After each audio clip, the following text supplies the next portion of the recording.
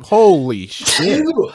Good Lord! I don't have enough time to hot button the mute on that one. That's on me, brother. Hot button mute. Golly, that'll put some hair in your nuts. What? That was gross. No, it's just is what it is, brother. God.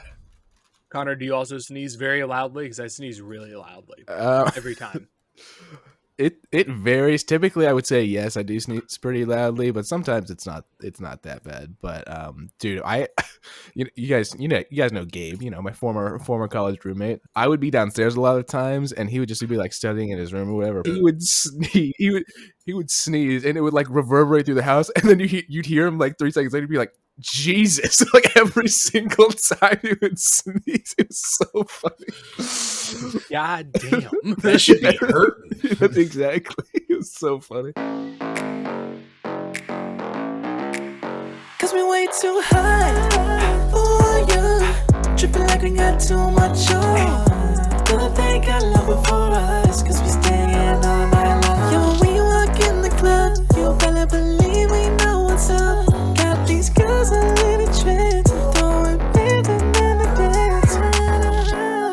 Good morning, good afternoon, and good evening. Welcome back to another rendition of the Bros and the Berg podcast. Gentlemen, I think we might be consistent at this point. It's 3 weeks in a row. It's kind of 3 weeks in a row. Don't call it a comeback.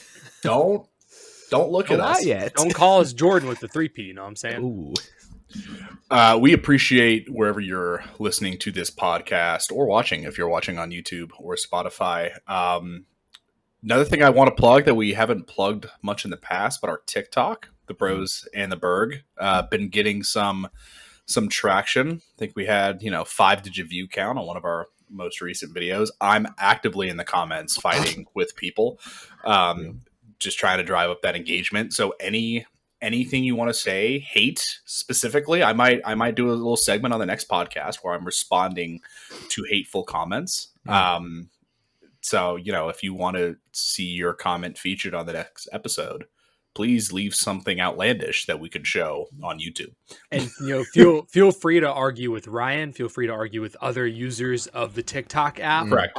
Feel free to argue with Air if your take is really that bad. Whatever you want to do, just get in there, make some comments, and we'll reply to you. We really do have some commenters that just like they find one person and they just love going back and forth with that one person in the comments. It's kind of funny to me. Connor posted a video. We wake up the next morning and there's like 60 comments on the video, and it's from like 3 dudes circle jerking it at 2 a.m, just screaming at each other. We have some friends who partake in that. I know people who would get into that. So if that's you, good for you.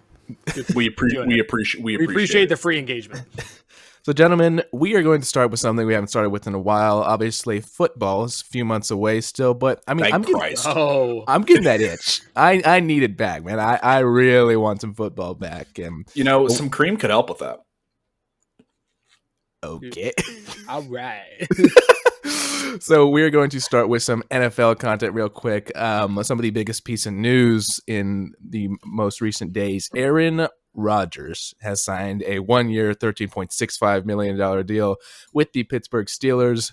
Yikes. 3 wins on the season for the Steelers? I was actually just going to say, I think this continues Mike Tomlin's record of not being below 500. I feel like they'll go 9-8 again. 10-7. 10-7 from Ryan. Rodgers is still good enough, and like the Pittsburgh Steelers are a lot better than the New York Jets. So sure. I would imagine that they probably go like 9-8 again. With Mason Rudolph, I was a little concerned. Whoa. Hey, Oklahoma State alum. I'm just saying. Come on now. I don't think he's fully recovered from having his head battered in by Myles Garrett. So I don't know if you saw the video, or I think it might have been a tweet of Aaron Rodgers like leading the Steelers to another 10-7 season. It's like the old retired snail in SpongeBob that's running out with like the Olympic torch on its shell. Yeah, that was accurate. Super accurate. That's really accurate, actually. That's really funny. So yeah, we'll see what comes of that. Do you guys think, obviously 1-year deal is, you think Rodgers is done by the end of this season, or does he have one more depending on how successful they are? What do you guys think? I feel like he's just going to keep playing until the wheels like fully fall off. Right. Like I feel like he has nothing better going on, so he'll just keep coming back on 1 year deals. He very much wants to be the Brady and like play as long and be as like in the spotlight as possible. But Brady went out on a pretty good note, I would say. I don't think Rodgers is going to do that. I think his end of his career is going to be looked at a lot more unfavorably. It's going to be more like Favre than Brady. Even though Favre took the Vikings to an NFC Championship. I was about to say Favre kind of cooked in his 40s. Yeah, I would take Favre over Rodgers in his 40s. I was also saying about Brady. He's only 41. He's still got more. He's still got 9 more years of his 40s. You know. I was about to say, like, a lot of people forget. I think specifically with Brady, obviously, you know, the Cowboys retired him, Ryan. So that's the only thing that we can take pride in. But people forget. I think it was the second to last season that Brady played, that he was in the MVP race, and then Rodgers got it over him. But a lot of people, myself included, I thought Brady should have won the MVP, and he was like 44. It was the second to last season, or it was ridiculous how well he was playing. Late. Yeah, I mean, undisputed in my opinion.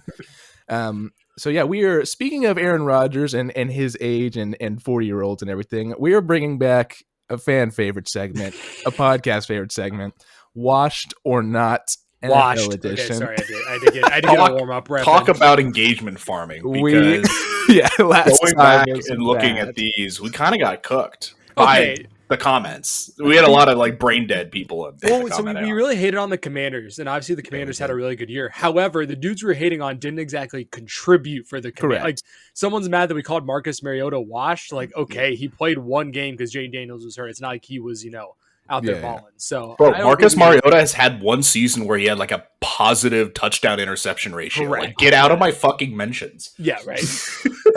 Whatever. I think another one was like Austin Eckler, which people were upset about. Which I was he's fighting for like 7 carries a game. Like, what? Like, what do you want from me? All right, so NFL washed or not, gentlemen. A lot of these are high profile names, but they're older. Maybe they had down seasons this last season. So I'm interested to hear some of your thoughts on these. I want to say like 9 or 10. We can go through them relatively quickly. Number 1, Aaron Rodgers. How did I know? It's hard to tell because Jets. If you Achilles, Jets. I mean, it's a whole bunch of. If he was still on Jets, I would pretty confidently say washed. I'm very curious how he does not on the Jets. I think that's a key. Okay, Ryan. He's got to be washed. He's got to. I mean, compared to where he was, too. Right, and that's the whole idea of washed. It's not he's still like a serviceable quarterback. No, I'm comparing him to his like 3 MVP seasons or however the hell many he's won at this point. Sure. Number 2, washed or not, Travis Kelce. Yes, washed. He is moving slow. His separation really from last season is down. He just doesn't have the breakaway speed anymore. Yeah. I'm gonna say not washed because he doesn't really need to be fast. He just kind of finds holes and sits there. Like he doesn't need to be fast. As long as he's playing with Mahomes, I don't think he's gonna be washed. And they're missing Rashee Rice all of last year.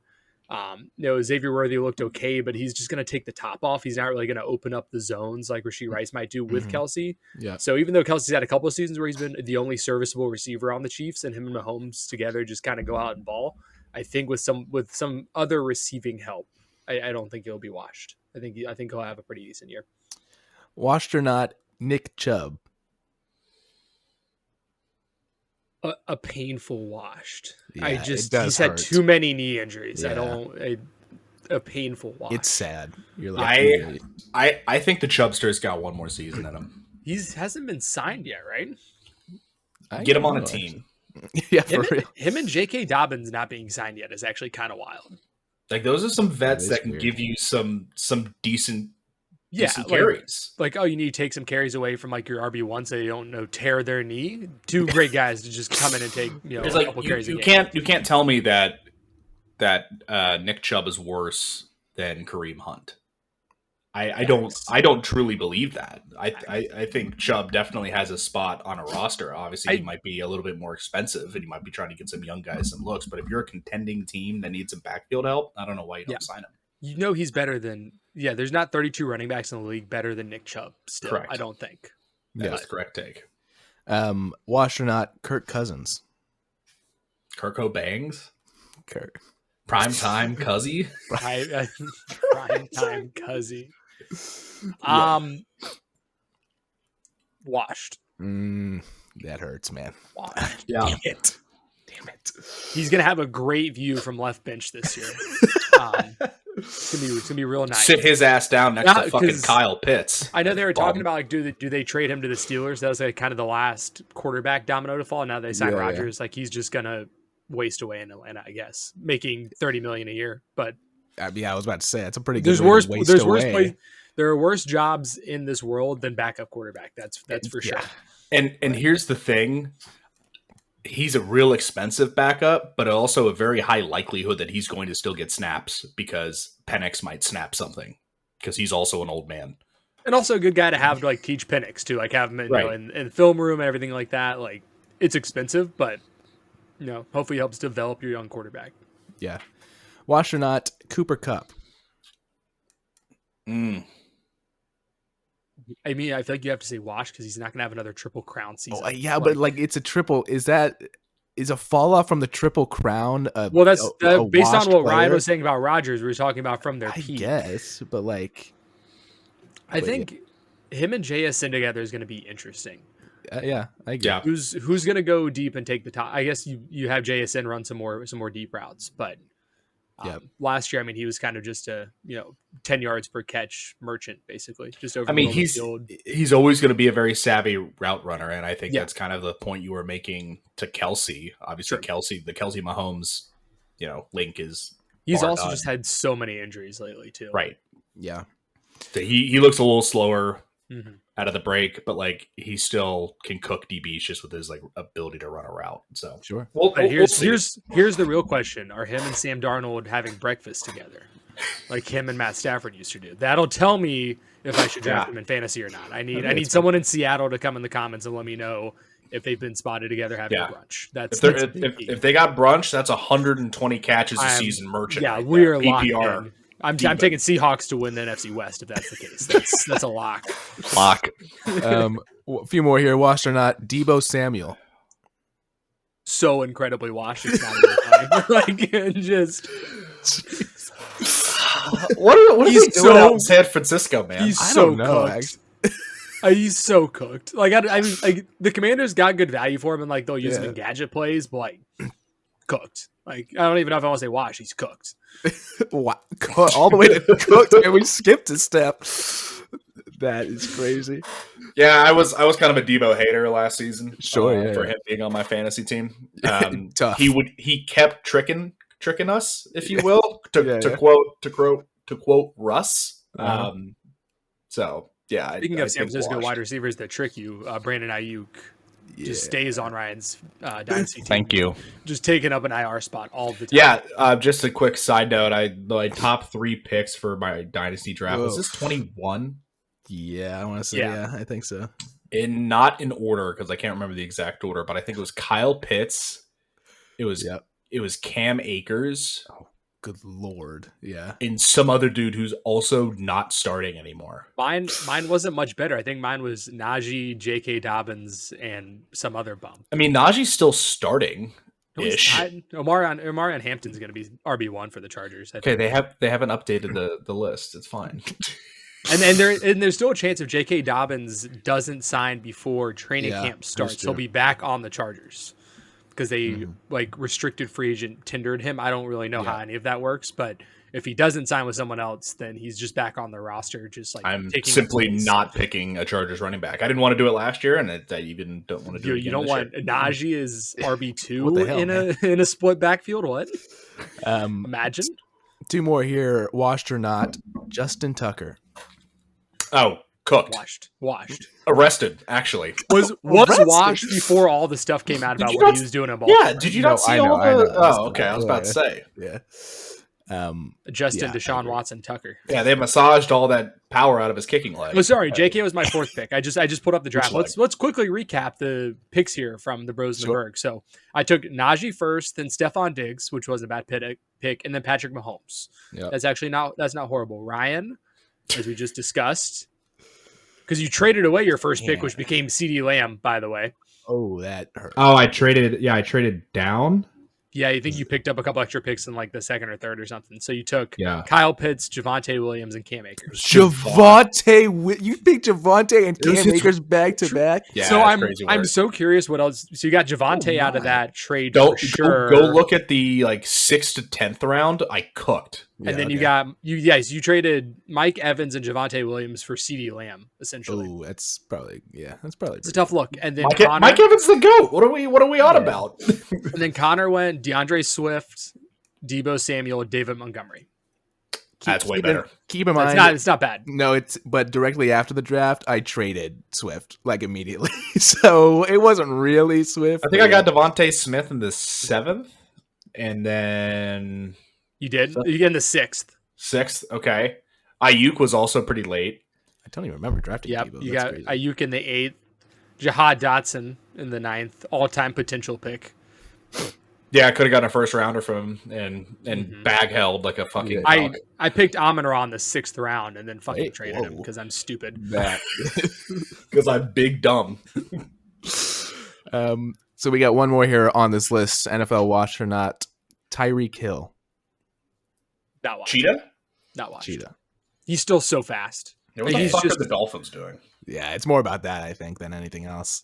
They're just mid. I don't get it. They shouldn't be mid, but they are.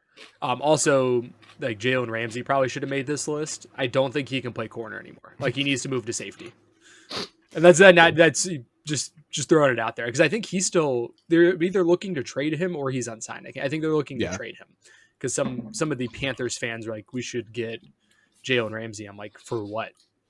He ain't the same player he was 5 years ago. Yeah. Along the mindset of wash or not, we were talking about a lot of running backs here. Sure. When does Derrick Henry slow down? I think he has one more year in him, and then he's. I think so. I was surprised they signed him to that extension. I was pretty surprised they signed him to that extension just because of his age. Yeah. I think they gave him 3 more years. I think it was 2. I think it was 2 years. Was it? But I think they added on 2 to the one he still had left. I didn't realize so he has that. 3 years left. Yeah. I believe. I mean, he's just been an Iron Man, just so good, and he just fits in the scheme so well for Baltimore that even if he goes down the wash list, he's still going to be a great short yardage back. You're telling me that man's not going to be a tank on the goal line still 3 years from now? Something I think you think about in fantasies, you look at running backs, and you're like, all right, this guy hasn't been hurt in a couple years. He's almost due, right? But that doesn't apply to Derrick Henry because Derrick Henry is just a different breed. He got hurt 2 years ago, no? He tore ACL or something? What did he do? I don't think he's had a serious injury. I thought he had a really bad injury 2 years ago. I swear it was an ACL or something. It might be no longer ago than that. Really? I thought it was not that long ago. Hold on, I'm gonna look up that real quick because I swear that was a bigger deal. Or maybe I'm tripping. There's a website that has his injury odds. They have him at a low risk. They have him at 29.4% chance to miss at least 2 quarters in 2025, and he has a 2% chance of injury per game. Oh, he broke his foot in 2021. That's what it was. And he played through that. Yeah. They put fucking steel plate. They actually made him a Terminator. Yeah. I guess I don't know why. I thought he had a knee injury or something. But yeah, no. He did. He fractured his fibia back in 2013. Yeah, and then since then, he has missed 1, 2. He missed 9 games for the foot. 11. And then he had a head injury that he missed the end of a game. So he's missed 11 games in his career. CMC could never. But yeah, I think Henry has CMC origami. You know what I'm saying? And made of paper.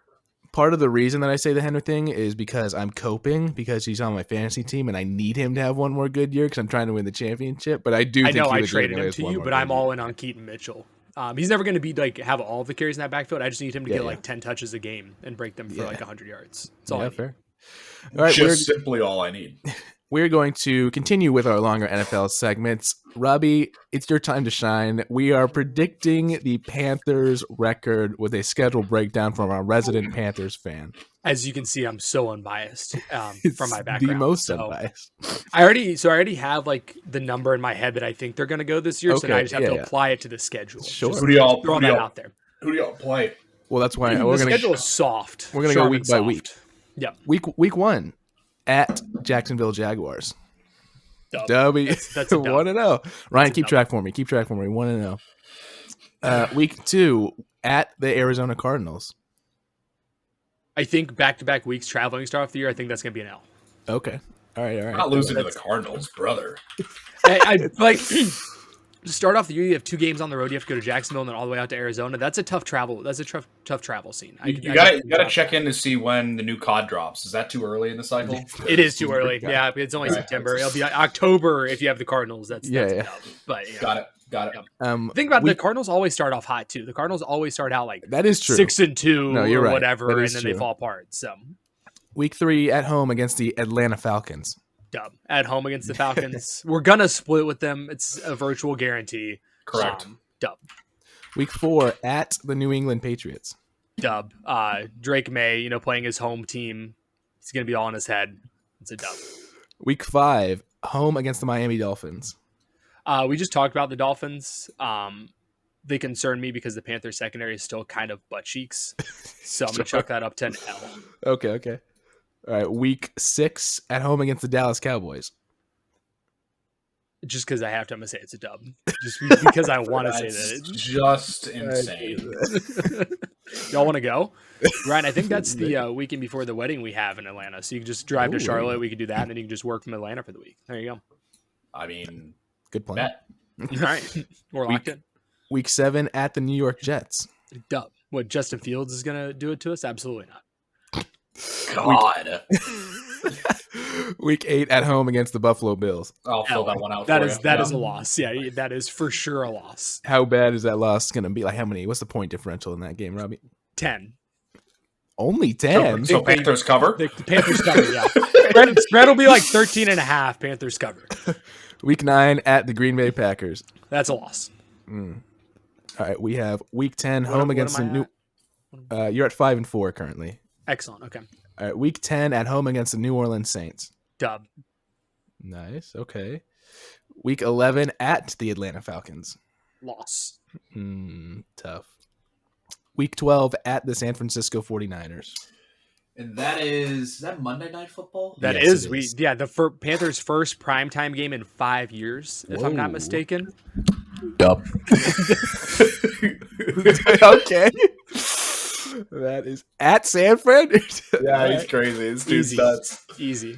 All right, Not biased. We actually do usually get smoked in San Fran. Even when we were good, we got to San Fran to get smoked. But hey, you're taking the dub there. All right. At home, Week 13 at home against the Los Angeles Rams. Loss. Yeah. You have a bye week, Week 14. Dub. Yeah. Coming off the bye, you're gonna let Bryce get ready. Coming off the bye, dub. Week 15 at the New Orleans Saints. Dub. Coming off the bye week. Sorry. We're gonna win. We're gonna win. 2-0 against the Saints. The Saints are terrible. The Saints are so bad. What, Tyler Show? No, absolutely not. Have you noticed your team?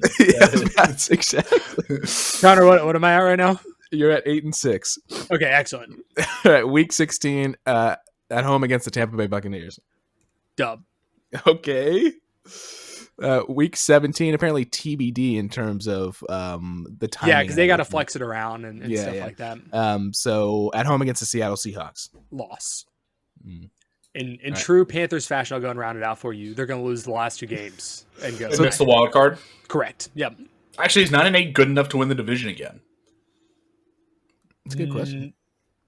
The Bucks are definitely the most. Well, Bucks and Falcons. But if I say we sweep the Falcons, then probably are over the Falcons. Here's the take. Based off your prediction, the Week 18 game in Tampa might be for the division. I like that. Yeah, that goes crazy. I like that, and they will lose. That is the lock of the They will century. get blown out for sure. So to confirm with our listeners, Robbie has officially predicted a 9-8 record for the Carolina Panthers this season. Yeah.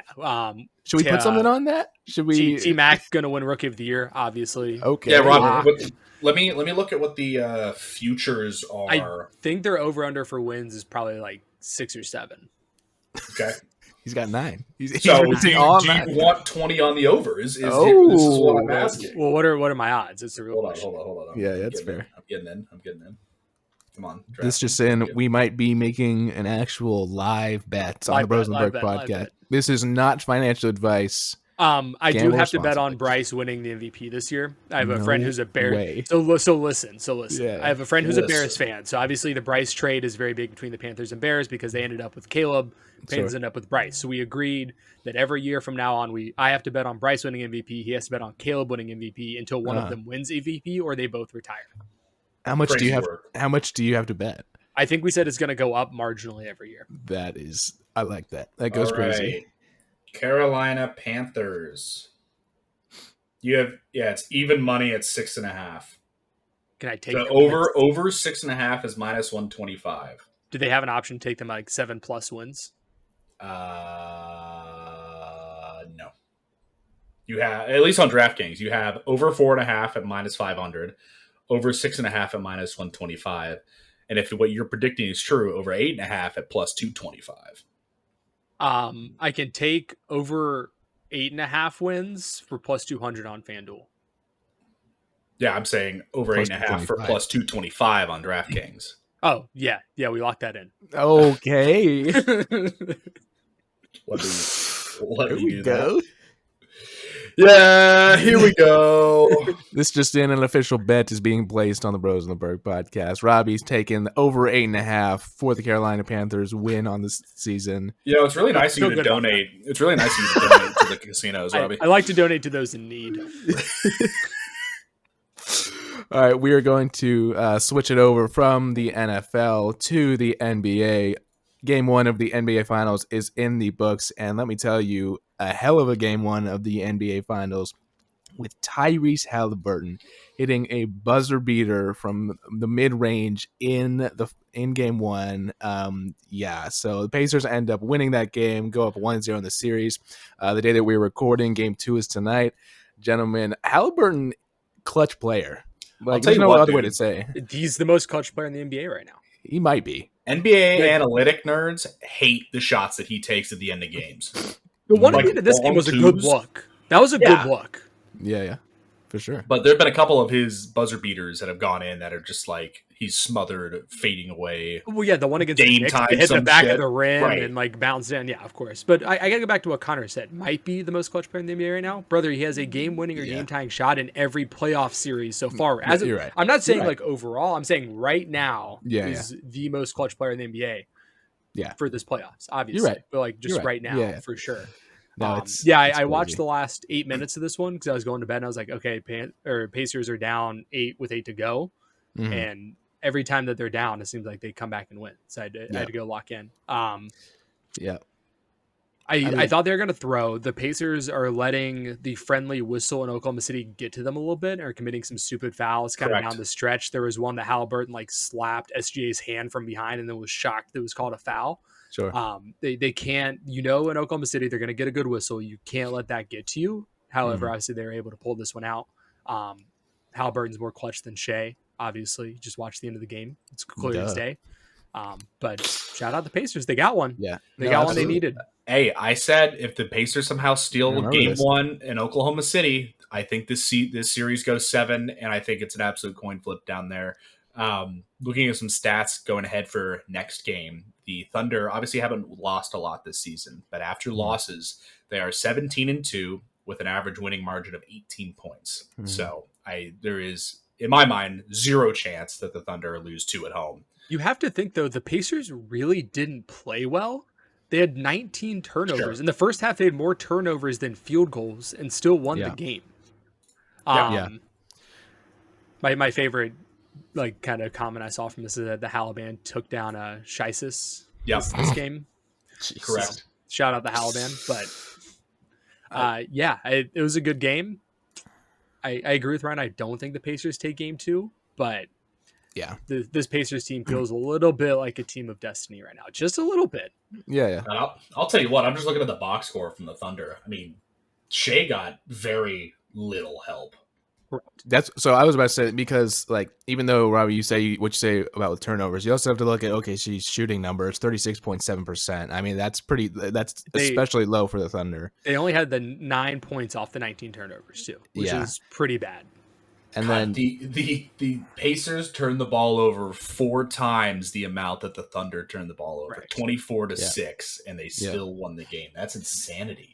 And if you've ever, I don't know if you've ever seen a disparity more in the play styles of teams than this box score right now. When you look at every single one of the Pacers starters is in the double digits, and then the 6 man off the bench is in double digits, whereas Shea has 38, and then Alex Caruso barely gets 11, Jalen Williams gets 17, and Lou Dort gets 15, but then the 2 starters only get 6 points each. You also got to look at the assist numbers from the Pacers. They have 11 more assists than the Thunder, and it really just that right there shows the difference in just the play styles, which is crazy because the Pacers were playing like straight ISO ball down the stretch, like run down the court, like Nembhard throws up a 3, or Haliburton just drives to the rim. Like they really weren't passing the ball super well towards the end of the game, but just things were dropping, things were just going in. So no, absolutely. I mean, to that point, Tyrese Haliburton only had 6 assists, and he usually averages around 9 or 10 or around that. So yeah, that's interesting. Because I would assume that disparity would be more usually, because I mean the Thunder are so Shea, ISO centric, and so a lot of times they don't get that. I do think Chet is going to continue to have a tough series because the Pacers do have the length to deal with him, and Miles Turner has a few pounds on him to push him around a little bit. Also, that bank in 3 from Miles Turner was crazy. Yeah. The definition of a no, yes shot when he pulled that, I'm like, there's no way you're pulling that right now, and it went in. So, dude, he had green light the entire like he sees that dude closing out, and he's thinking is green bean, man. The fact that he hit the step back on him, I'm like, dude, there's no way you're pulling that right now, and then he banks it in. I'm like, all right, fair enough. Ball don't lie. You know what's even crazier? The Thunder were favored by 10.5. Yeah, that's just pretty crazy spread. No, I agree. That's a crazy spread in the finals, but that's wild. So we'll see tonight. It's interesting too, because I've already seen a lot of coping from Thunder's fans. If even if we don't win this year, like we're going to be back again, it's not going to matter. People don't realize how hard it is to make it to the NBA finals. Like we're so caught up in like LeBron and the Warriors of like just continuously going to the finals over and over again. Like that's not normal. If you're there, you have to want to win, because there's no guarantee you go back next year, because every team in the West next year is going to build their team to beat the Oklahoma City Thunder. Yeah. Like you got to win it while you're there. And you said game 1 was 10.5. Game 2 is an 11-point spread for the Thunder. I mean, and I honestly, coming off a loss, I buy that, but it still feels a little much to me. That's fair. All right. We're going to continue with a few more NBA headlines. The 2026 NBA All-Star Game will feature Team USA versus Team World. I believe that might have been a prediction from one of our co-hosts in recent episode. What are our thoughts on this? Dub. Yeah, I want to say that they're going to play harder. I don't know that they're actually going to, because it'd be different if the Team World had a couple like individual countries or maybe even continents to play for. But like, you can't tell me that like Jokic is going to be like, I got to represent the world right now and come out here and ball. I think you'll see Team USA play pretty hard. I think it's a somewhat of a disadvantage for Team World because you don't have your country's flag on your jersey. Like, it's not as much pride there as it's going to be for the USA team. So I very much agree with that take, especially because all you've heard over the last, goddamn, it's almost been 10 years now, is how the sport is very much global. And like the last 7 or 8 years, the MVP has been won by an international player, right? So I think the USA definitely is going to want to show out a little harder than the. Is the last American-born MVP Russell Westbrook? That's a crazy. Is that right? I think that is James. Right. It's been at least 7 years, right? Yeah. It was. Yeah, Harden was 2017, 2018. Well, and when Giannis won, he was the first non-US player to win MVP since Dirk in 06. Yeah. I think you guys raised really good. I think that's a really interesting perspective. Like there being, Robbie, you talking about having the American players having a flag on their chest and that being a little bit more of a pride point. I think you do have to mention though, that even though obviously the NBA players, like I think the talent will compare overall, but like you do have to think about the best players in the NBA right now. And those players that are going to be on Team World: Shea, Jokic, Giannis, Luka. Like those are all Team World players. And it's just like, I don't know who on Team USA is going to compete with some of those guys. They should bring Jordan out just for funsies. Let Michael Jordan come out and play like a quarter or something. Just let him get out there and ball a little bit. Let him. And he'd be gambling the entire time. Yeah, he definitely bet on himself before he went out. $1 million a bucket. Like, I think about it though, like in terms of golf, right? So in golf, we have the Ryder Cup and the President's Cup. Both are Team USA versus the Ryder Cup is Europe. President's Cup is the rest of the world, not including Europe.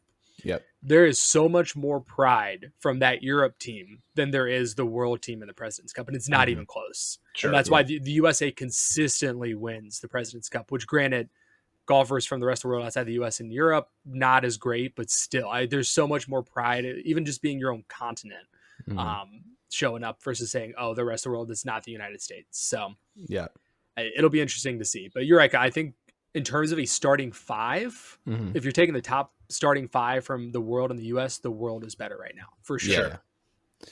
All right, we're going to. I have one more headline for the NBA in this episode. Meta World Peace, formerly known as Ron Artest, has put himself forward to be. He wants to be the Knicks head coach after Tibbs got fired. I want to be 6 foot. I also want to be the Knicks head coach. I'm going to throw my name out there. Robbie Bergstone wants to be the head coach of the Knicks. Yeah. And honestly, I think I have similar odds to Meta World Peace of being the head coach of the Knicks. How do you guys feel about the man taking the team to the Eastern Conference Finals and getting canned? I mean, obviously there was some like culture stuff and all that was kind of going on in the background. I remember like some reports coming out that like Cat was pretty unhappy and all that. Yeah. But like, what is something? I mean, it had to have been worse than what they're saying. Tibbs is the worst minutes manager of any NBA coach. I mean, he just runs his starting five into the ground.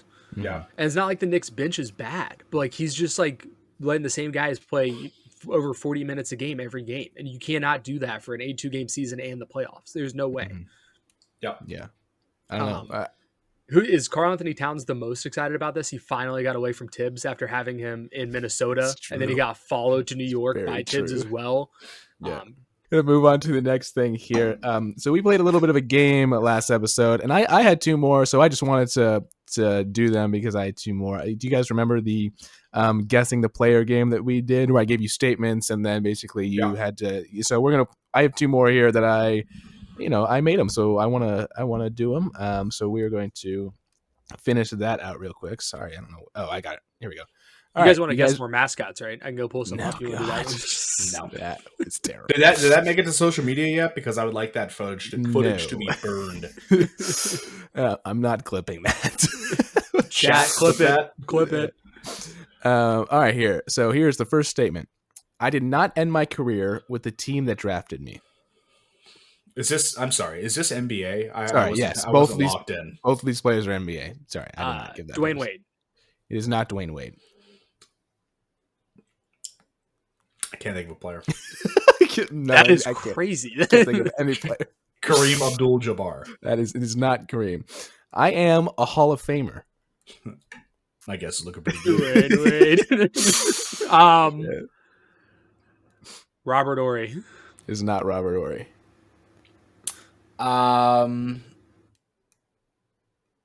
Michael Jordan. It is not Michael Jordan.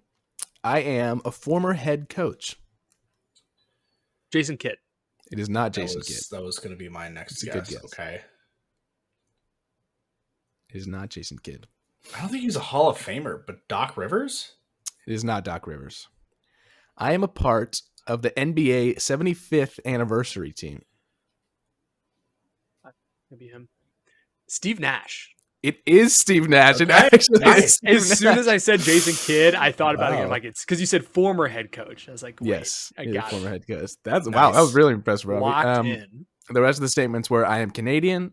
I would have got on the Canadian. Is he officially in the Hall of Fame already? That I wasn't sure of. He's going to be a Hall of Famer. Yes, in 2018. Yeah. He was. Oh wow, he's been in retirement. That was a while ago. Wow. Yeah. Yeah, I actually didn't. I feel like Steve Nash retired like 5 years ago and immediately went to coaching, which obviously is not what happened. But I think he was a coach 5 years ago. That's probably about right. Wasn't Nash also like could have gone pro in soccer if he wanted to? I do remember that being a story that he was really good at soccer as well. Crazy. So the rest of the statements were: I am Canadian, I am 6'3", and I am a 4-time member of the 50-40-90 club, most in history. So that's a pretty. I'm also that one gives it away. 6 foot and 3 inches. Yeah, maybe 6 foot minus 3 inches Are you? twice. Hey-yo. All right, here we go. Here's the next one. Last one. I am 68 years old. Michael Jordan. It is not Michael Jordan. I was like, he's not 68. Yeah, he's not 68 yet. Larry Bird. 62. Is Larry Bird? Yeah, good ball. There's no way, man. Huge ball. Pulling out all the sellies from the last. We were locked in today. That was great. You guys were locked in. I was like, who's a half generation older than Michael Jordan that's famous? Yeah. No, that's a good one. The rest of the statements were, I played with one number throughout my entire collegiate and NBA career. My number was retired. My number was retired by my college and pro team. I played for one. I should have gone with those first, I guess. I played for one NBA team my entire career. I am the only person in NBA history to be named Rookie of the Year, MVP, Finals MVP, All-Star MVP, Coach of the Year, and Executive of the Year. Executive and Coach would have gotten, yeah. And then the last one was I was on the 1992 Dream Team. So those were the rest of the statements. We would have been throwing out random ass guesses for a while, to be honest. 68. Yeah, if you hadn't got it on that's 68, so I think we would have been stuck for a minute. Yeah, that's crazy. All right, we are going to move on here. I like that. Just because it's kind of regular season and we don't have a whole lot to talk about, not too much of an MLB breakdown. I do have to give a shout out to the Braves and the Rangers, who were right next to each other in the standings and who both actually suck. So I just had to acknowledge Acuna came back, and now he's the only player on the Braves that is worth a damn. Like, everyone knows, like, cool, he's back. Like, we don't have to do anything. Yeah. The Braves are 2-8 in their last 10. Yeah, good shout out, Connor. But I'd also like to shout out to the Colorado Rockies. They're really going out there day after day and somehow making the Oakland Athletics of the last few years look like a playoff contending team. Okay, let's give the Rockies some credit. They swept the Marlins last week. That was crazy. They went from 9 they got the brooms out. They went from 9-50 to 12-50, and now they're 12-52 because they lost both games so far this weekend. But shout out the Marlins for losing to the team that is potentially going to have the worst record in the history of baseball, right after the Chicago White Sox put up an absolute stinker last year. So we're in an all-time for bad baseball teams right now. Just to put it in perspective, the Rockies are 25.5 games back of the division leader in early June. I was trying to remember what pace they're on. Good Lord. They are 12-52. So what, the 64 games played? So that's a third of the way ish. So they're basically on pace to win 24 games. No, sorry, I can't do math. Please. Didn't you get an engineering degree? They're like slightly more than a third. I don't know. They're on pace for like 30 wins. I think is how that kind of works out. Yeah, that's wild. They're currently on pace to go 30 and 132. That's tough. 132 losses is that hurts. That is. How are you going out and still playing the game? Like how are these players getting up? Like, we on a professional level suck so hard. They also have like Chris Bryant, who won a World Series and is now just there. Like, washed or not? I might have to do MLB. He's been washed since he went to Colorado. Yeah. Like he went there to get a bag and do nothing else. Yeah, respect. Wow. All right, we are going to move into. I want to look at the Rockies lineup right now. Please hold. Oh, wow. They have scored 199 runs through 64 games. That's crazy. Good Lord. 3 runs a game. They are awful. Yeah, it's historical. It's historically bad, yeah. Yeah. Here's the Let's see. The lineup. Also doesn't help that the NL West is very strong. I don't recognize a single player on this lineup. Which, like, granted, my baseball bag is not as deep as it used to be, but like, I don't recognize. What's the Rockies' payroll? I mean, are they at least cheap as hell? If they're going to be like this atrocious, 125 mil. They're paying some absolute bums. 21 of 30 They got 5 guys in the lineup right now betting 250 or better. If they didn't have Chris Bryant, they would actually be like moneyballing at this point in time. So at least they're not paying these guys that much to go out and suck. Also, keep in mind, like Ryan, you threw out how many runs they scored. They play in the most hitter-friendly ballpark, correct, in the MLB, and they're still scoring 3 runs a game. Sorry, that goes to the New York fucking Yankees. Oh yeah, you're right. Even with the altitude, does that not change it? I don't know. Aaron Judge hits pop-ups and they fucking go out of right field. they do. I have a question off the back of that, actually, because I was watching a game of the College World Series the other day, and this guy, he hits the ball, and if it's 4 feet over to the right, it's a home run, but it ends up hitting something because the wall is higher, and it ends up getting a double instead. What do you guys think of the differences in ballparks and how long home runs are and where home runs can be hit? What do you guys think of that? It's the only sport that I know of that has games can be won or lost depending on the dimensions of the field, and that there's not like standard dimensions. Yeah, and there's certain stadiums that they'll hit a ball and it'd be a home run in every other stadium, and it doesn't go out in that one. I think that's insane. The course field does have the highest park factor in terms of it being the most hitter friendly. It's them, the Marlins, then the Royals. Mm-hmm. The Yankee Field's actually in the middle of the pack here. The hardest being T-Mobile for the Seattle Mariners. But I think lefties do better. The lefties would have an advantage over righties. Yeah, there's a lot of numbers in here that I don't really know what they mean, but the Rockies have the highest park factor. Baseball stat gurus really just get going on ballparks for sure. It's weird, man. I don't know. I don't really love it. Other than that, there's not a whole lot of MLB news. The Yankees and Dodgers are both still really good. Yep. What about the Mets, baby? It's all about the Mets. I don't like to talk about the Mets. They'll find a way to choke it. I'm not that worried about it. Shout out Detroit. 42-24. Yeah, that is a story. Good call out. Little MLB leading wins at the moment. Looking quite good. Rangers 5 games under 500. We don't need to talk about them. Braves are 9 games under 500. Jesus Christ! They got back to 500 and then went 2-8. Yeah.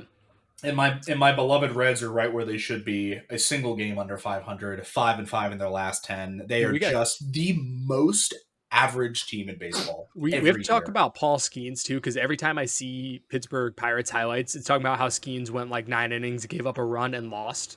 Correct. Every single time. Like Skeens had a great outing, but the Pirates lost again. I mean, it's so bad. Yep. All right. We're going to move into the NHL Stanley Cup final, which is currently underway between the Florida Panthers and the Edmonton Oilers. The series is tied 1-1 after the Panthers beat the Oilers in a double overtime game. They beat them 5-4, and game 1 also went to overtime, only a singular overtime though, and the Oilers beat them 4-3. Robbie, swing it over to you. What are your thoughts on this series? I'll be honest with you, I haven't watched either game because I just don't like watching the Florida Panthers. However, he is a hater for sure. Two electric games so far. You had to figure the Panthers are going to steal one in Edmonton. I think they're like 8-3 on the road in the playoffs, something like that. I mean, they're just playing really well. But the Oilers are hanging in there. They had the latest tying goal in Stanley Cup history in Game 2 to send it to overtime, and then gave away a free breakaway goal to Marchand in the second overtime to let them win. I think it's just going to go 7. I think we're going to have Game 7 in Edmonton. And honestly, in this series, all I wanted was for the Edmonton Oilers to win the Stanley Cup and to do it in Edmonton. So either win in 5 or win in 7. I think we're looking at a Game 7 right now, I think. So we'll see how that plays out. Game 7s in basketball, Game 7s in hockey. When's the last time that's happened? I actually feel like not that long ago, but I could be crazy. It was more of a trivia fact. If you know the answer, put it in the comments. Engagement. I'd be farming. We'll see if Robbie can pull it out. Pull this up. 20... So, wait, no, that's not right. Please hold. Yeah, I can't find it. If you know it, pull it out. All right. We are going to move into a couple miscellaneous headlines, and then we are getting into our bracket. UT, University of Texas at Austin, their softball team won the national championship for the first time ever, knocking off Oklahoma in the process. A lot of other great teams. So shout out the Longhorns. Red River rivalry for the championship. I mean, that just is all the bragging rights. We also have to give a shout out to Texas Tech's pitcher. I I'm going to try to pronounce her name. I'm probably going to do it really badly, unfortunately. Najiri Kanadi. She pitched every single pitch for the Red Raiders in the College World Series up until the last game, and she unfortunately got a little bit shelled in the first inning, but had thrown every pitch up until that point to get them to the final game of the College World Series. So extremely impressive performance, and unfortunate that they couldn't get that last one done, but she signed a 7-figure NIL deal for next year, so I think she'll be all right. That's what I was about to say. I was like, correct me if I'm wrong. She did sign a 7-figure deal, which Correct. I think is the first in softball. I can't remember. I don't know.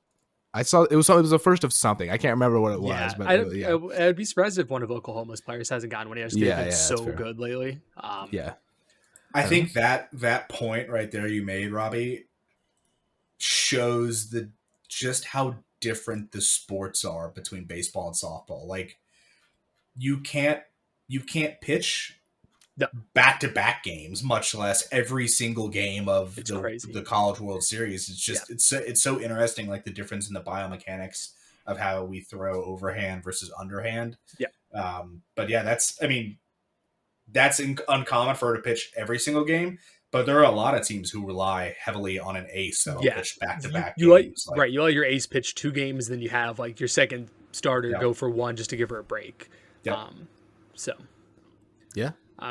don't have college baseball in here, but I do have to give a quick shout out to Coastal Carolina back to Omaha for the first time since they won. There you go, nailed it.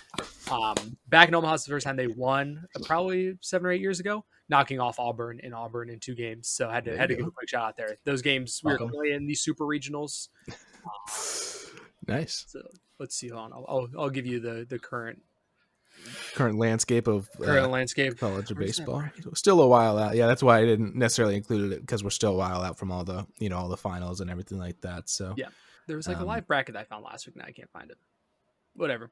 Robbie, you're not locked in right now, man. I'm not locked in. I can't find anything. Google is not cooperating. We are going to move into our last headline before our bracket of the day. So I have something that I'm going to read out verbatim, and then we can kind of discuss it. It's excerpts that I took from an article and kind of stitched them together. So here it is. A federal judge signed off on arguably the biggest change in the history of college sports on Friday, clearing the way for schools to begin paying their athletes millions of dollars as soon as next month. The sweeping terms of the so-called House settlement include approval for each school to share up to $20.5 million with athletes over the next year, and $2.7 billion overall that will be paid over the next decade to thousands of former players who were barred from that revenue for years. Though this deal brings some uniformity to the rules, states still have separate laws regarding how NIL can be doled out, which could lead to legal challenges. NCAA President Charlie Baker has been consistent in pushing for federal legislation that would put college sports under one rulebook, and if he has his way, provide some form of antitrust protection to prevent the new model from being disrupted again. That is all quoted from Fox Sports News. What do we think, gentlemen? I'm all for players, their likenesses, names, and everything else being paid for. I think it's been long overdue. I definitely think, as is pointed out in the article, the different states' laws will be really interesting, how some of those legal battles play out. All the SEC states are just going to, no rules, just pay them whatever you want. Like Alabama's arguing back, we don't care. We're already giving them Hellcats. Right. Yeah. I think the interesting thing here too is that they're sharing some of the revenue that former players generated for college sports and were not able to be a part of. I think this is the model that made sense at the beginning, is some type of revenue sharing with the players, versus this NIL kind of wild west of, if you have boosters who have a lot of money, your players are just gonna make a lot of money. I think it keeps college sports a little bit more even. There still need to be some more rules. I think they need to probably cap how much they can make at a certain point. So you don't just have like A&M paying however many millions of dollars to go 7-5 every year. Damn. But I think there just has to be some sort of rigidity to it. I guess that's a big way to build that. I agree, because it's a classic pendulum swing of, we started one way that made no sense for anybody involved, and then we swung all the way where now it's like, this also still doesn't make sense. So, I'm glad that we're moving towards a middle ground for all. We're all for athletes getting paid on this podcast, but it can't be this, you showed up to my car dealership to sign 5 autographs, here's $5 million. Like, thank you for your time. That's what can't happen. So from what I've seen, some of the stuff that's interesting. So I believe at this point they are kind of backlogging in terms of everything. So from athletes, I believe it was 2016 and onwards. Those are the ones that they're currently settling with. So they're trying to figure out like how to dish out those payments and everything. And I think I saw an interesting comment when I was looking at the social media reaction to this news, and they were talking about how small market schools are just going to be screwed, like in this modern day environment, and not being able to pay players, like what Robbie said, like what A&M is going to be able to play, what Alabama is going to be able to pay. I think it brings some interesting questions. I mean, obviously we knew that with the initial announcement of NIL that college sports, especially football, was essentially going to turn into minor league football. Like I think most people kind of knew that it was going to happen, but I feel like now, even though I agree with you guys, players should get paid, everything like that, like it is just creating so much more of a disparity between the large market and small market schools, to where now it's like, yeah, why don't we just call it what it is, like minor league football? Like I don't know if it's college football anymore. You guys want to guess the top 5 in terms of NIL valuations? So obviously we don't know exactly how much they're getting paid, but there are some guesses out there in terms of how much they've these players. Current college players. There are 4 football players and 1 basketball player. Arch Manning, number 1, $6.8 million. God, I'm not gonna be good with this. One basketball. I'll give you the basketball player is gonna be hard. He didn't play last year. He'll be an incoming freshman this upcoming year. No idea. God, what's the Alabama receiver's name? Williams? He's not. Ryan Williams is 15th at $2.7 million. Really? I thought he'd be way higher. God, you're 15th and you're at $2.7 million. Yeah, that is well. And he all just made the top 5 are 3.8 or above. Yeah. Arch is double number 5, which is crazy. Lord. Yeah, that's a family that needed the money, so shout out him. They're really struggling. Fannings are out here fucking struggling. I'll give you the rest of the top 5. Number 2 is Carson Beck. Oh yeah, at 4.3. Jeremiah Smith is at 4.2. AJ DeBonsa going to BYU next year is at 4.1, and the number 5 is Garrett Nussmeier from LSU at 3.8, which is crazy amount of money to pay and really bad. Georgia is paying a used car salesman $4.3 million. He's going to Miami next year. Get with the program.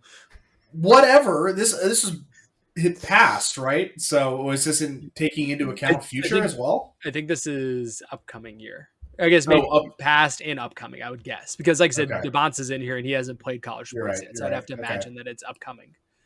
Yeah. Yeah, that's Carson Beck is stretching his career out as far as it'll go. Hey, DJU would have been up here a couple years ago too. Him and DJU on the same career path right now. Although Beck did win a national title, so I guess that's a little bit different. But all right, we're going to get into our last thing. It is a bracket. We love brackets on this podcast, and you know us, so we're going to get into it. Gentlemen, it is in honor of Tyrese Halliburton and his Game 1 buzzer beater to put them over the Thunder. Our bracket is NBA clutch moments in the past 10 years. And we're basically just going to go through these as our favorite. We're not going to go through best because obviously like certain of these have more stakes than others. So it would be harder to argue the ones that, are in round 1 of the playoffs versus the Eastern Conference Finals and everything like that. So we're just going with what our favorite is, just kind of discussed about these moments, everything, if we have any memories associated with them. So things like that. So our first matchup, and let me tell you, it hurt me to put one of these guys on the list. Kawhi Leonard, Game 7, Eastern Conference Finals, obviously the famous bouncing shot. And then Paul Pierce over Atlanta, if you remember the bank shot that he hit I don't remember that, and that's why it's Kawhi shot. Yeah, I don't remember the Paul Pierce. It was when he was on the Wizards, so he was like real washed. He was like, "Why are we putting that on the list?" It was a pretty famous. No, it's a pretty famous moment. I'm not gonna lie, but yeah, it hurt me to put. I think the Vince Carter corner 3, the Mavs over the Spurs, is a better pick than more than 10 years ago. So I could. That was more than 10 years ago. That was 2014. I'm killing myself. Yeah, that was a lot. I was in high school. Holy shit. Anyways, it's Kawhi Leonard. Go next. Yeah. The Westbrook buzzer beater against I believe it was the Nuggets when he broke the triple-double record and then he hit the buzzer beater or the game winner to win it, or Damian Lillard against Houston, the buzzer beater in the playoffs. That Dame shot is so tough. Swish money. It's so ignorant. from 35 feet out. Hash. And it was also over one of our biggest ops on this podcast, Paul George, as well, who also said hold on. Time out. This is the Houston one. That was against the fun. The Houston one was where he ran to the inbound and shot it like super that's quickly. Also a good shot. Sorry, I'm thinking of the Thunder one for sure. That one's also on this list. Yeah, I know. I see it down there. Yeah. I'll save my thoughts for that one. Yeah. That shot, he drains it. Yeah, it is like it. Yeah. It's Dame's gonna have two in the second round. Dame's gonna have two in the second round. Next we have Luka versus the Los Angeles Clippers in the bubble, or Derrick Rose over Cleveland, which was about exactly 10 years ago, actually. I mean, I'm super biased with this one because I'm a Clippers hater. Yeah. I'm not even throwing anything in here because I know where this is headed. Well, do you like the D Rose one more? Like I think the Luka one's better, Yeah. I guess I could have also included, maybe it would have been more clutch, but I feel like the Clippers one is almost more iconic, but obviously the one over Rudy Gobert, like, was, that was also insane. Oh my God. You're giving me, I'm sad now. We're talking about Luka and how he cooks Rudy Gobert, and now I'm emotional. All right. Anthony Davis fadeaway 3 over Jokic in the bubble, or Kyrie on the Warriors in the finals. That Kyrie shot is one of the most underrated clutch shots in basketball history because everyone wants to remember the block, which great play by LeBron. But without that Kyrie shot, they don't win that game. It was a crazy shot. Again, LeBron got bailed out. I went back and looked at that TikTok when he talked about the LeBron's doing 7. It's very clearly me just rage baiting, and everyone fell for it. So that means I did a good job. It said at the beginning of the video, this is satire warning or whatever. People ignored. It's like Bron is really 1-9 if you think about it, right? If you really think hard and not but just think hard, he's 1-9. The aforementioned Damian Lillard over Paul George against OKC, or the KD dagger over the Cavs in 2018. Now I can go into my spiel about this. Over Paul George, and then Paul George said afterwards that was a bad shot. I mean, you got to pull it in your face, and he hit it. So it's a go. Whatever, Bozo. I also kind of hate that he said that, because it was a tied game. It's not like they were down. So that means that you can pull from literally anywhere, and you don't really have much of a risk at that point. So that is a stupid comment. The risk to reward is very different. That's a bad shot. Mad because bad. In your fucking mouth. If you were down, I agree, but not if you're tied. Yeah, that made me upset. All right, the Dwayne Wade bank, I believe it was last season, the Dwayne Wade bank shot versus Golden State Warriors. He got blocked, and then he caught it off one foot and hit a bank shot. Oh, I do remember that. Yeah, that was crazy. Over KD, it was a crazy play. Versus Tyrese Halliburton against OKC, game 1. I think I have to go Tyrese because Wade's was in the regular season. And Tyrese just said that it's about, at the beginning of this, it was about how it makes you feel, not necessarily that's fair. I'll give you that. I'm not necessarily disagreeing, but I just, we got to try to be consistent with that.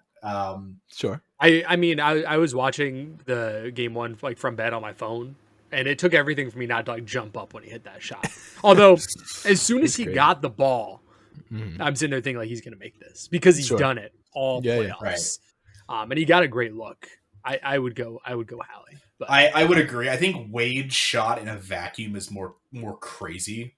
Yes, but in terms of importance, right? And the way it makes you feel, yeah, is tied in with the importance. Sure, because, for sure, whatever. So yeah.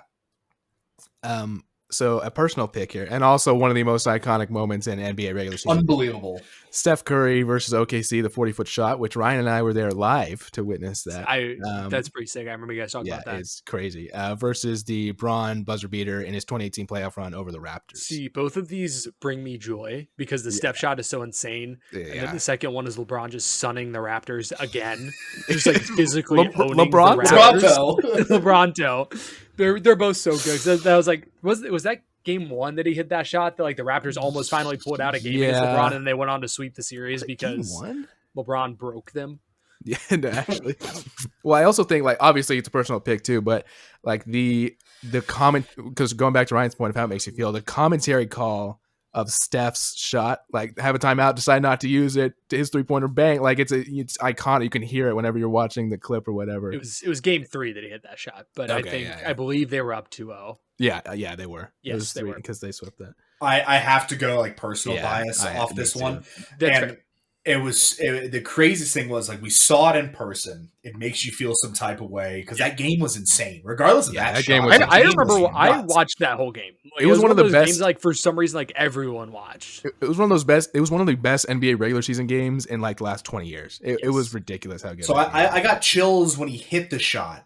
And then I go back and watch it and hear the call. It's like I'm reliving it in a completely different way all over again. And I get chills again. It's like, holy shit, like I was actually there. Yeah. And then we were supposed to meet KD, but he fouled out and was like real bitchy about it. Pissed off. So we couldn't meet him anymore. So that's on brand, yeah.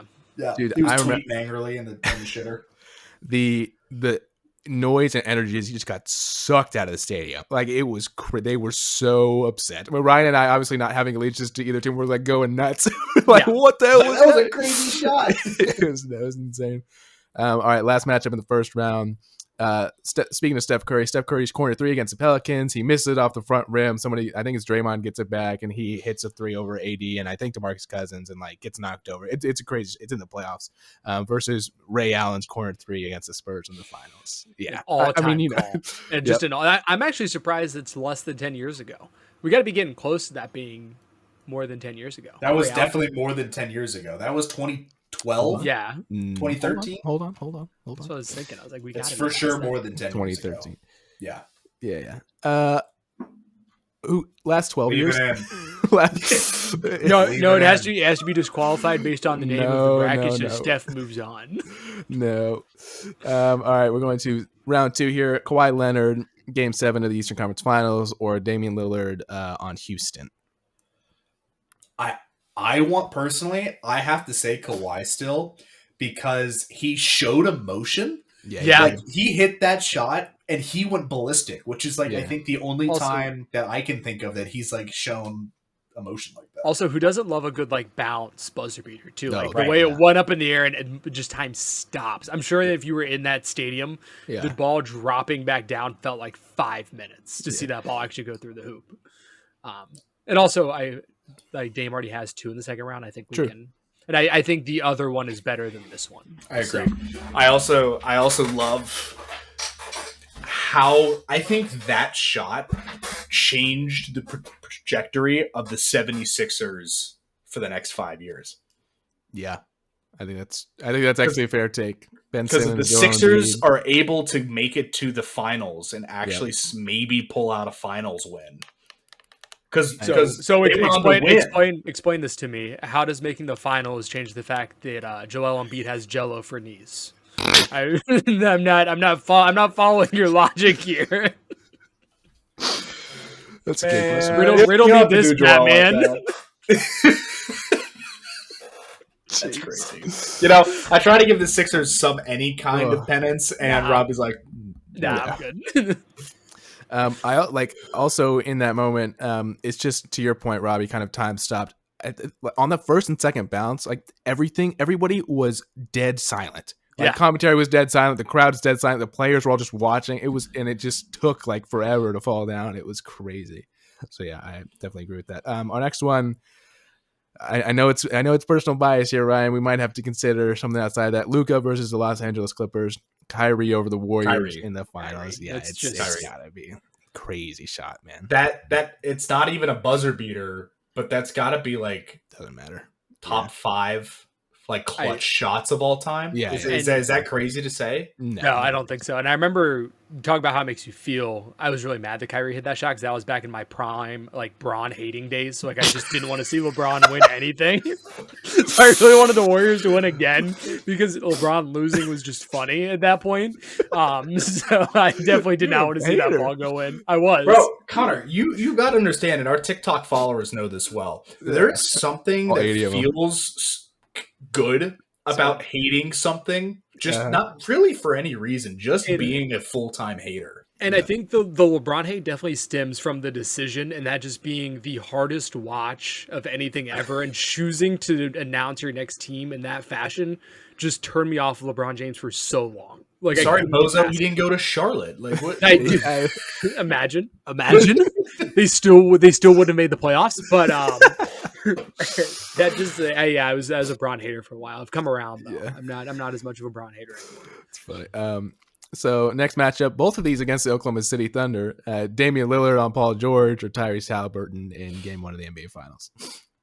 Obviously, the importance is very different, but the Dame shot is just. I want to go Dame. It's just so like much 40 feet, man. Just pointing to his wrist, man. Yeah, you ain't got watch on.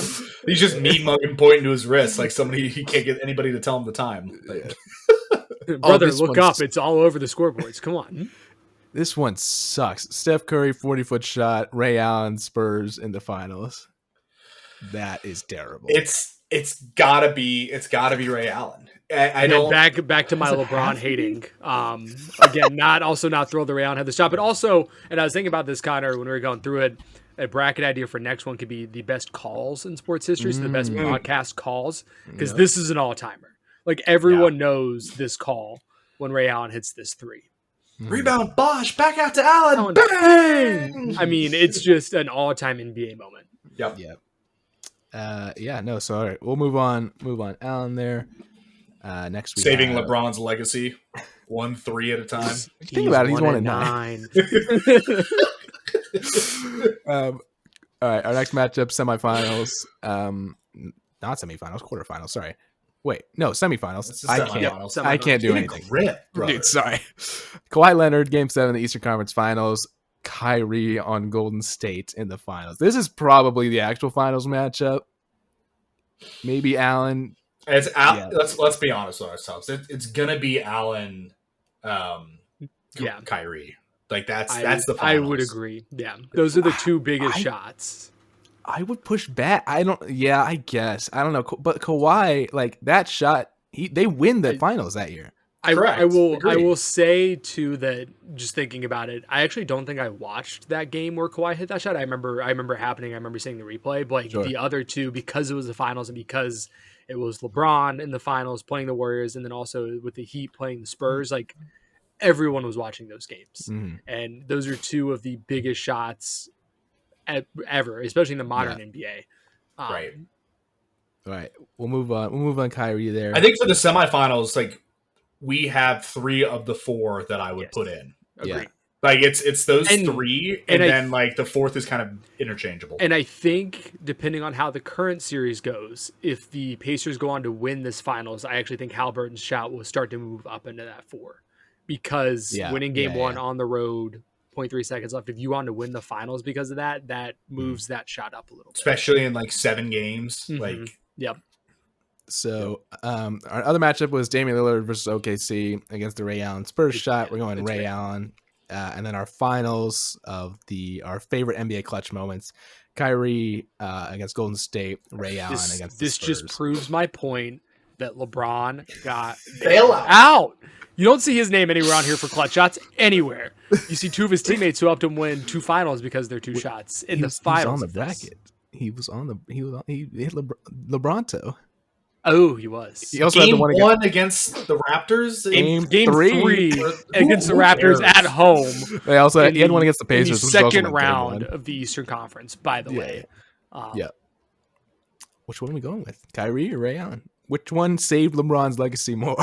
Ray Allen. I think that really is the question. It's Ray Allen, for sure. If LeBron doesn't win that championship with the Heat there, after this whole big thing about how he's going to make the big 3 in Miami, and they go out and lose to the Spurs there.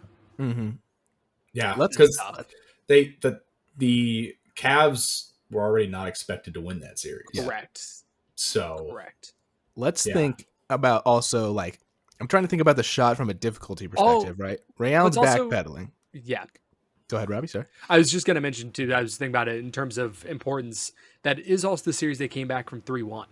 Correct. Kyrie hit that shot, which is a big moment in NBA history as well, because it's the first time anyone's ever come back from 3-1 in the finals. Yeah. And not only coming back at 3-1, but coming back against that team. Correct. Yeah. I mean, it's the most wins of all time, 73-9. Like that's so I remember the shots. Ray Allen's backpedaling. That's a great crazy quick release. There was also, I remember after that, about 6 seconds left. Obviously, Kyrie's wasn't like a buzzer beater either because LeBron got, the block and everything like that. Kyrie's is a crazy hard shot he kind of does a sidestep, a little bit of a fadeaway 3-pointer. Dude, the difficulty was that over like, again. So I saw an interview with Klay Thompson recently where he was talking about it, and he was like, that shot haunts me to this day because J.R. Smith set some sort of screen, and basically instead of staying with his man, they ended up switching, and so Steph got put on Kyrie. And Klay says it haunts him to this day that they switched on that because he was like, I would have tried to stay with Kyrie more, and so yeah, it was Steph. Is Klay calling Steph a bad defender? Do we have beef? No, he said Steph's a great defender, which isn't true. But to be fair on that play, prime Klay is a much better defender than Steph Curry. But and to be fair on that play, Steph was there. Steph had a hand in Kyrie's face, and so that was just an insane shot. But dude, I don't know which one to go with. Like these are insane. I'm watching them both. I gotta watch them both and see how I feel. Kyrie's was in Game 7 against 3-1. Like Kyrie's was in Game 7. Ray Allen's was in Game 6. I think that's also a little bit of it. And I also remember LeBron or somebody talking about in that Heat Spurs series, because the Spurs were up, how they were rolling the Larry O'Brien trophy to the floor in order for the Spurs to like be, because they were up 3-2, and they're like, oh, the Spurs are going to win. And then Allen hit that shot, and they're like, ooh. That is another thing to think about. We're talking about Game 6 for Ray Allen. That defense is better than I expected for Steph. No, he's right there. In his face. Yeah, it's like you can't guard him better, which makes it an even more insane shot. Allen was like low-key kind of open. Like Bosch cleared out room for him, and Tony Parker is there. Tony Parker is in Ray Allen's pocket when he shoots that. It's not quite as good a defense as Steph's was, but Tony Parker is in his pocket when he pulls that. Yeah. Also, they're losing in that game. If Ray Allen doesn't hit that series over versus the Kyrie thing, they're tied. I mean, it's a minute to go and the game is still tied. Dude, there's so many considerations. There's so many different angles. Tony Parker is in Ray Allen's like airspace when he pulls that. I go Ray. I think so too. I would go Kyrie, but I think that's fair. All right, our winner of our favorite NBA clutch moment, Ray Allen. It's the correct finals, and that's truly what matters when you're doing a pick'em bracket. We got LeBron's legacy in the finals. LeBron hater, man. All right, that is it for our episode today. Thank you very much for listening to us. Robbie, do you want to sign us out? Absolutely. For myself, Ryan and Connor, thank you for listening. Go engage, go like, follow, subscribe on Instagram, TikTok, YouTube. You can listen on Spotify, Google Podcasts, anywhere you want to listen to podcasts, we're there. Thanks again for listening, and please gamble responsibly.